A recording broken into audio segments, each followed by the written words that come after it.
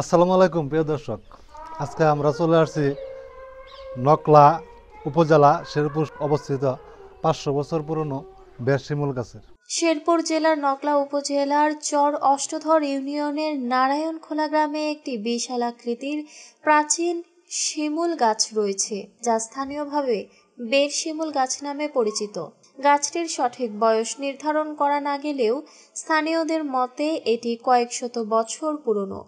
কেউ কেউ এর বয়স 300 থেকে 500 বছর বলে ধারণা করেন। গাছটির উচ্চতা প্রায় 80 থেকে 100 ফুট এবং এটি প্রায় 1 বিঘা জমি জুড়ে বিস্তৃত। এর চারপাশের শিকড়গুলো দেয়ালের মতো বিস্তৃত, যা গাছটির আকর্ষণীয় বৈশিষ্ট্যগুলোর একটি। গাছটির যে কোনো অংশে নাড়া দিলে পুরো গাছটি নড়ে ওঠে বলে জানা যায়। গাছটিকে ঘিরে বিভিন্ন লোককাহিনী প্রচলিত আছে। জনশ্রুতি অনুযায়ী একসময় গরিব দুঃখীদের বিয়ের সময় গাছটির নিচে বাসনকোসন পাওয়া যেত, যা পরে ফেরত দিতে হতো। এছাড়া বিপদে আপদে গাছটির নিচে মানত করলে উপকার পাওয়া যায় বলেও বিশ্বাস করা হয়।